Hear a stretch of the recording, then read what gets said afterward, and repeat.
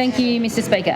I rise this morning on a matter of public importance, that being around the Tasmanian rock lobster fishery, and I do so because there has been exchanges in the House this week and last week around this issue, but more importantly I rise to perhaps bring some awareness into this place and also to use the opportunity to share with Tasmanians the importance of this fishery, not only to the people that go out day on day in horrendous conditions sometimes, often overnight for many nights away from home, but for the families that support the fishers, for their communities and the regional economies of Tasmania, and also for the fish and the biomass. And I'm not sure that there is a deep and broad understanding in this chamber of the importance of this fishery and the impact that the process over recent months has been having on the fishers of Tasmania. There's been some interjections in the questions that have been asked recently about whether this actually is important, and so I felt it important to rise today and talk about that.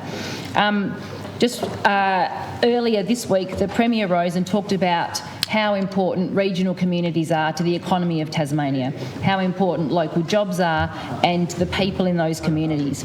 And there are no more deeply invested and passionate members of regional communities in Tasmania than our farmers and our fishers. And I've had the wonderful opportunity to meet with rock lobster fishers right across Tasmania, from as far northwest as King Island, spoken to fishers in Wynyard, spoken to fishers across the north of the state at Bridport, on Flinders Island, met with fishers in St Helens, spoken to fishers down the coast in Triabunna, met with fishers in Lindisfarne, in Hobart, and met with fishers not in Southport but from Southport. There is very few sectors across Tasmania that have a direct and significant impact in the regional economies right across Tasmania. There is a proposed rule in the rule changes for the rock lobster fishery to expand the 60-pot area. And for those that aren't aware, at the moment in the wild waters of the West Coast, large boats have capacity to fish with 60 pots, and the biomass over there, although questionable in some areas, has the capacity to carry that. The people that fish there and the fisheries. There is a proposal to expand that 60-pot area up over the northwest coast and northeast of Tasmania, and there is deep concern that has caused major distress and is having a monumental impact on the mental health of these fishers and their families around this proposal. Now, this proposal has been brought to the attention of the Minister as early as May in a question in the Upper House. We raised, through the President of the Upper House, a question to the Minister and brought to her attention that she must know that there is a problem and that there was a problem in the fishery. She needed to get across it quickly. There was a vulnerable fishery and a disgruntled fleet of fishers. That was reinforced by Mick Tucker, the Mayor of Break a Day, who formally submitted to the process and said that this review of the rules was of particular interest, that Break a Day strongly opposed the rule changes. It was reactive and ill-advised. It was going to be detrimental to the impact on the viability of small operators, but not just the fishers. It was going to have an impact on local businesses. He understood the impact on slipways, on boilermakers. I've met with the slipway operator in St Helens. I've spoken to the boat builder in St Helens. I've spoken to local shop operators in those communities. They all understand the impact, not just on the fisher, their families and their communities. So, for instance, in St Helens and also on King Island, you devastate the fleet in Tasmania that underpins one of the great international brands of Tasmania. We go to all these wharves and see these great craypots and we love that and we promote it. But you devastate this fishery by implementing this rule change.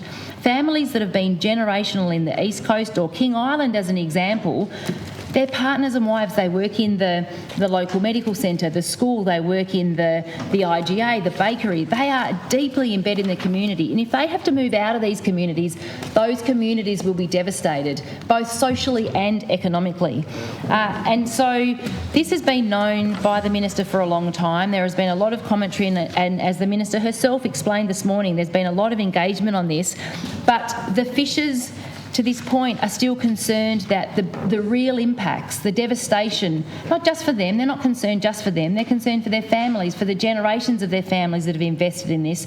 They're concerned for their communities and the economies of Tasmania, that simply supporting this expansion to support quota holders and investors. And I've met with the TRLFA, I've met with the chair, I've met with quota owners and investors, I've spoken to investors and quota owners. I understand both sides of this complex conversation, and I've been up front with both sides of this conversation.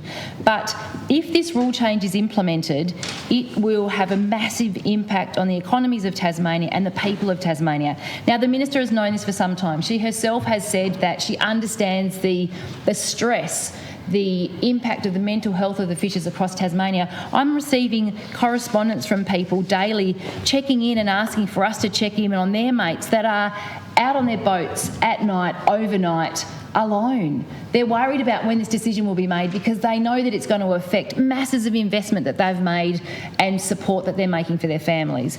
We called on the Minister this morning to ask her directly, when will you make this decision? When will the outcome of these rule changes be made public? Because night on night, day on day, these fishers who don't feel like they've been heard, who don't feel like they're being represented by their body or their minister or their government in a way that is really understanding what devastation this impact of this rule change will have on them. They want to know when the decision will be made. When will they be put out of their distress and their concern so they can make decisions about the investment they will make when these rule changes come in on the 1st of November.